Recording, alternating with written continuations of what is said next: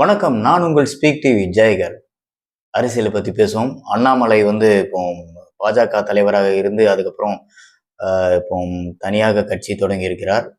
அவருக்கு நிறைய ஆதரவுகள் பெருகிக்கிட்டே இருக்கு. இணையத்துல நிறைய பேர் இன்னைக்கும் சரி லட்சக்கணக்கில் வந்துட்டு இருக்காங்க. இந்த நேரத்துல நம்ம பேசுவோம் டாக்டர் விஜய் பாபு அவர்களிடம். வணக்கம். வணக்கம். அண்ணாமலை ஆதரவாளரா எப்படி என்ன சொல்ல வரீங்க சார்? அண்ணாமலையுடைய அதாவது இன்றைக்கு காலத்தினுடைய கட்டாயம் அவர் இருந்த அந்த அமைப்பில் அந்த கட்சியில இருந்து வெளியே வந்திருக்கிறார். இது இன்றைக்கு காலத்திற்கு ரொம்ப தேவையான ஒரு விஷயம். இப்போதான் புதுசா ஒரு கட்சி ஒரு புதிய முதலமைச்சர் வந்திருக்கிறார். இதுவும் காலத்திற்கு தேவையான விஷயங்கள் தான். எப்பவுமே ஒரு ஆக்கப்பூர்வமான ஒரு தலைமை ஒரு அதிகாரத்தில் இருக்கிற பொழுது பல தவறுகளை சுட்டி காட்டுவதற்கு ஒரு எதிரணி வேணும். அந்த எதிரணி இப்போ ஏற்கனவே இருக்கிற அணிகள் எப்படி இருக்குங்கிறதோ எல்லாருக்கும் தெரிஞ்ச விஷயங்கள் தான். அப்போ ஆளுகிற ஆட்சியாளர்கள் சரியாக இருக்கிறார்களா என்பதை கண்காணிப்பதற்கு ஒரு அமைப்பு வேண்டும் என்கிற காரணத்தினாலே இன்றைக்கு நம்முடைய அன்பு சகோதரர் திரு அண்ணாமலை அவர்கள் வி த லீடர்ஸ் என்கிற ஒரு அமைப்பை உருவாக்கி இருக்கிறார். அவர் லீடர்களை உருவாக்கக்கூடிய அமைப்பை தான் உருவாக்கி இருக்கிறார். இன்னும் கட்சியை தொடங்கலை. ஆனால் பின்னாலே இது கட்சியாக வரப்போகுதுங்கிறத சொல்லிட்டார். இப்போ லீடர்ஸை தேர்ந்தெடுக்கிறார். இந்த லீடருங்க அப்படிங்கிறவங்க யாருங்க அப்படின்னா, இப்போ உதாரணத்துக்கு நான் சொல்றேன். நம்முடைய மாண்புமிகு முதலமைச்சர் திரு விஜய் அவர்கள், அவர்களுடைய பார்வை, அவருடைய கண்ணோட்டம், அவருடைய தெளிவு என்பது அவரோடு கைகோர்த்திருக்கிற அந்த 118 நபர்களுக்கும் இருக்குமா என்றால் அதில் கேள்விக்குறிதான். அவர் நினைப்பதை உடனிருப்பவர்கள் சாத்தியப்படுத்துவார்களா என்றால் அதுவும் சந்தேகம்தான். ஒருவரை போலவே மற்றவர் செயல்பட முடியாது. ஆனால் அப்படி செயல்பட வேண்டும், அத்தகைய தலைவர்கள் வேண்டும் என்பதற்காக தொடங்கப்பட்ட ஒரு அமைப்பு தான் வி த லீடர்ஸ் என்கிற இந்த அமைப்பு. அதை சரியான நேரத்தில் சரியான நபர்களை தேர்ந்தெடுக்கக்கூடிய ஒரு அமைப்பாக இந்த அமைப்பை உருவாக்கி இருக்கிறார். மதிப்புக்குரிய திரு அண்ணாமலை அவர்களுக்கு இந்த நேரத்திலே நான் பாராட்டுகளையும் நன்றிகளையும் தெரிவித்துக் கொள்ள விரும்புகிறேன். ஏனென்றால் இவரை போன்ற தலைவர்கள் தான் வருங்கால தமிழகத்தை ஆள்வதற்கு சரியான தலைவர்களை தேர்ந்தெடுக்கக்கூடிய தலைவராக அவர் வந்திருக்கிறார். அவரை நாம் வரவேற்போம்.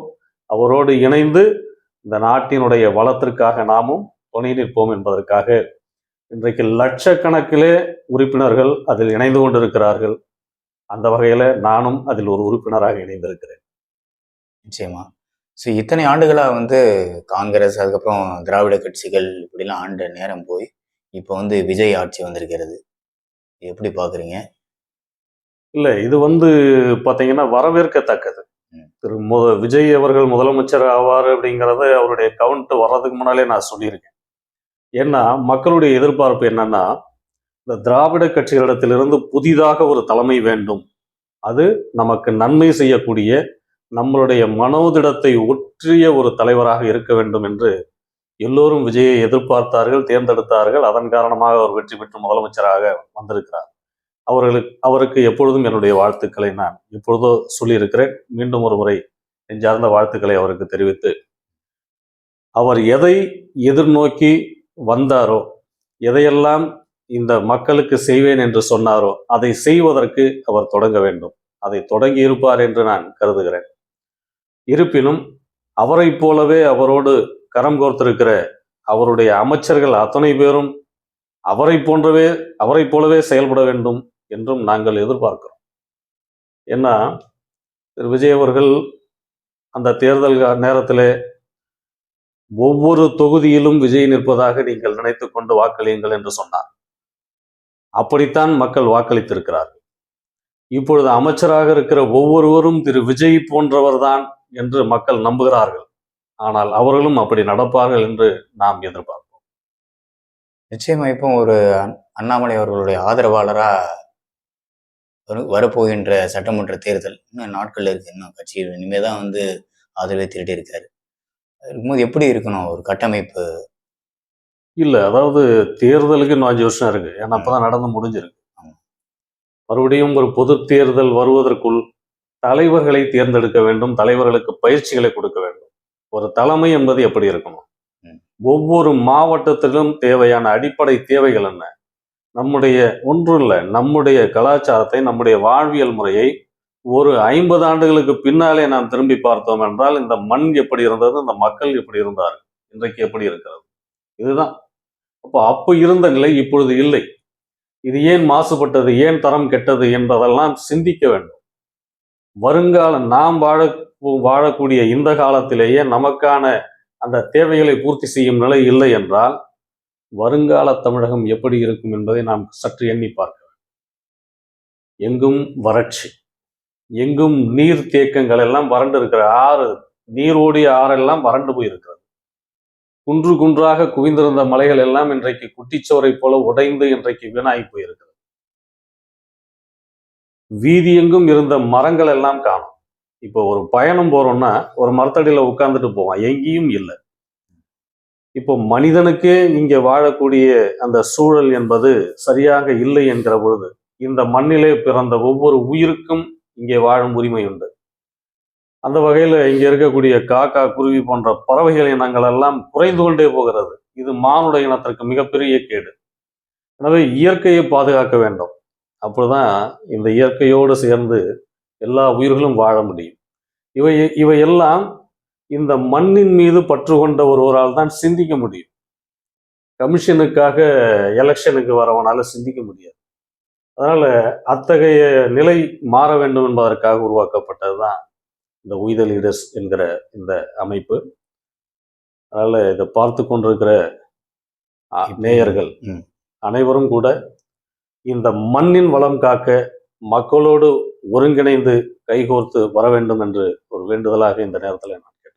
அப்படின்னு பார்த்தா அண்ணாமலை அவர்கள் வந்து பாஜகவிலிருந்து தான் வந்திருக்காரு. இப்பவும் பார்த்தீங்கன்னா பாஜகவில் இருந்து தான் நிறைய பேர் வந்து ஆதரவு கொடுத்துருக்காங்க. ஸோ மறுபடியும் அவருடைய சாயல் வந்து பாஜகவாக தானே இருக்கு. இல்லை, அப்படி இல்லைங்க. அதாவது ஒருவர் தன்னை வெளிப்படுத்தி கொள்வதற்கு ஒரு பிரபலமான அமைப்பு தேவை.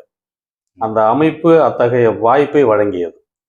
ஆனாலும் தன் நினைத்ததை பிரதிபலிக்கக்கூடிய வகையில அங்கே இருக்கக்கூடிய சூழல் இல்லை. அதனால வெளியே வந்துட்டார். நாம கூட விருப்பப்பட்டு ஒரு ஒன்றும் இல்லை, அவரையே உதாரணமா சொல்றேன். IPS ஆகணும்னு படிச்சுட்டு போனாரு. அதன் பிறகு ஏன் விட்டுட்டு வந்தாரு? அதை தாண்டிய ஒரு தேவை இருக்கு. ஒரு போலீஸா இருந்து சர்வீஸ் பண்றதை விட ஒரு தலைவனா இருந்து ஒரு பொதுமக்களுக்கு நிறைய விஷயங்களை செய்ய முடியும்னு நினைச்சாரு. அதனால அதை விட்டுட்டு வந்தார். இப்போ அவர் பிஜேபியில மாநில தலைவராக இருந்தப்போ கூட தன்னுடைய அதிகாரத்துக்கு உட்பட்டு இந்த மண்ணுக்கும் மக்களுக்கும் ஏதோ ஒன்றை செய்ய வேண்டும் என்ற ஒரு முனைப்போடு செயல்பட்டார். அந்த சுதந்திரம் பறிபோய் இருக்கிறது என்பதனாலே தான் அதையும் உதறி விட்டு வந்திருக்கிறார். அதனால இதுல வந்து அந்த சாயல் இந்த சாயல்னா இல்லை. எப்பவுமே அண்ணாமலை சாயல் தான் மற்றவங்களுக்கு வருமே தவிர பாஜக சாயல் அண்ணாமலைக்கு இல்லை. ஏன்னா பாஜக பல வருஷமா இருக்கு. இருந்தாலும் மக்கள் விரும்புவது அண்ணாமலையைத்தான் என்பதனால அவருக்கு பாஜக சாயெல்லாம் தேவையில்லை. அண்ணாமலை என்று சொன்னாலே இன்னைக்கு எல்லாருக்கும் தெரியும். அப்படின்னு பார்த்தா பாஜகவில் அண்ணாமலை அவர்கள் வந்ததுனால தானே அண்ணாமலைங்கிறவரே ஒரு அடையாளம் தெரிஞ்சு. அதற்கு தான் நான் முதலே சொன்னேன், ஒரு அமைப்பு தன்னை தான் பிரபலப்படுத்துவதற்கு ஒரு அமைப்பு வேணும். இப்போ ஒன்றும் இல்லை, சினிமாவுக்கு வந்த பிறகுதான் சூப்பர் ஸ்டார் தெரியும், வரலன்னா தெரியுமா? அப்போ ஒரு களம் வேணும். எதுக்குமே தன்னை தான் வெளிப்படுத்தி தான் யார் என்பதை நிரூபிப்பதற்கு ஒரு களம் வேணும். அந்த களமாக அது அமைந்தது. இந்த களம் வந்து இப்போ விஜய் அவர்கள் முதலமைச்சராக வருது முன்னாடி, இந்த தாவை காட்சி முன்னாடி வந்திருக்கலாமே. இப்போ இனிமே வந்து மறுபடியும் 5 வருடங்கள் கழித்து மறுபடியும் தேர்தலை சந்திக்கிறத விட இல்ல, அது வந்துட்டு பிறகுதானே வராரு. இல்ல, அதுதான், அதுக்கு தான் விளக்கத்தை அவரே சொல்லியிருக்கிறாரு. 2025 டிசம்பர் 5ஆம் தேதி என்னுடைய ராஜினாமாவை நான் கொடுத்தேன். ஆனாலும் தேர்தல் இருப்பதனால அது வாங்க மறுத்துட்டு தேர்தலை முடிச்சுட்டு போங்கன்னு சொன்னாங்கங்கிற விளக்கத்தை அவர் சொல்லியிருக்கிறார். அதனால ஒரு முக்கிய பொறுப்புல இருக்கும் பொழுது அப்படி தட்டி கழிச்சுட்டு வர முடியாது. அப்படி தட்டி கழிச்சுட்டு வர தலைவர் அவர் இல்லை, அவர் பொறுப்பான தலைவர். அதனால்தான் எல்லா பொறுப்புகளையும் சுமந்து கொண்டு எல்லா சேவையும் செய்து விட்டு தான் வந்திருக்கிறார், சும்மா வரல. இப்போ பார்த்தீங்கன்னா விஜய் அவர்கள் வந்தது வந்து பார்த்தீங்கன்னா திரைப்படத்துல வந்திருக்காரு. நிறைய எல்லாருக்குமே ஒரு கவர்ச்சின்னு சொல்லலாம். பட் ஆனால் இவர் வந்து முழுமையாக வந்து கல்வி சார்ந்து வந்தவர், ஒரு அதிகாரியாக வந்து அதுக்கு வந்தவர். ஸோ இந்த கட்சி எப்படி இருக்கும், அந்த கட்சி எப்படி இருக்கும்? அதாவதுங்க, நீங்க ஒரு பத்திரிகையாளர், எத்தனையோ முறை அவரை சந்திச்சிருப்பீங்க, பேட்டி எடுத்திருப்பீங்க, அல்லது பல்வேறு பத்திரிகையாளர்களுடைய பேட்டிகளை நீங்க அவரை பார்த்திருப்பீங்க. எந்த கேள்விக்காவது அவர் பதில் சொல்லாம போயிருக்காரா? அரசியல் சார்ந்து, இந்த மண் சார்ந்து, மக்கள் சார்ந்து எல்லா கேள்விகளுக்கும் உடனடியாக பதில் சொல்லக்கூடிய ஒரு அற்புதமான தலைவர். எல்லா டேட்டாஸும் கையில வச்சிருப்பார். நேத்து ஒண்ணு சொன்னாரு, இன்னைக்கு மாத்தி பேசினாரு அப்படின்னு ஏதாவது அவருடைய பேச்சுல சொல்ல முடியுமா? முடியாது.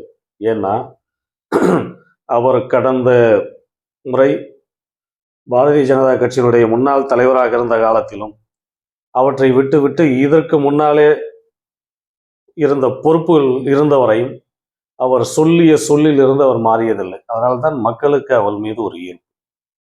சொல்தான் செயல், செயல்தான் சொல் என்பதற்காக சொல்லும் செயலும் ஒன்று என்று கருதக்கூடியவர் என்பதனால மக்களுக்கு அவர் மீது நம்பிக்கை அதிகம். வீதி லீடர்ஸ் என்ற இணையத்துல இணைஞ்சிட்டீங்க. அதுக்கப்புறம் ஏதாவது அழைப்பு ஏதாவது இருந்ததா? எப்படி பாக்குறீங்க? இல்ல, எதிர்பார்ப்போட இருக்கீங்க? இல்ல, எதிர்பார்ப்புங்கிறது இல்லை. நான் ஒரு சாதாரண தொண்டன் தான். அதனால நான் எதிர்பார்ப்புலாம் எனக்கு இல்லை. மக்களுடைய எண்ணங்கள் பூர்த்தியாகணும், அதற்கான ஒரு தலைவராக அவரை நான் ஏற்றிருக்கிறேன். அழைப்பு என்பது வந்தா அதன் பிறகு அதை நம்ம பார்த்துக்கலாம். ஏன்னா தொண்டு செய்யணுங்கிறது தான் எங்களுடைய எண்ணம். அதற்காக தான் அதில் நாம் இணைஞ்சிருக்கோம். எல்லா மக்களுக்கும் அந்த எண்ணத்தோட தான் ஒவ்வொருத்தரும் இணையிறாங்க. ஒரு மாற்றம் வேண்டும், இந்த மண்ணுக்கு ஒரு வளர்ச்சி வேண்டும் என்பதற்காக அவளை நல்லவங்க கையில ஆட்சி போகணும், நல்லவங்க இந்த நாட்டை ஆகும், அவ்வளவுதான். அதனால அழைப்பு என்பது வந்தால் நிச்சயமாக பணியாற்றுவோம், வரும் என்று நம்புகிறோம். மிக்க மகிழ்ச்சிங்க. நன்றி. நன்றி, நன்றி, வணக்கம். மீண்டும் அடுத்த பதிவில் சந்திப்போம். இது உங்கள் ஜெயகர் ஸ்பீக் டிவி.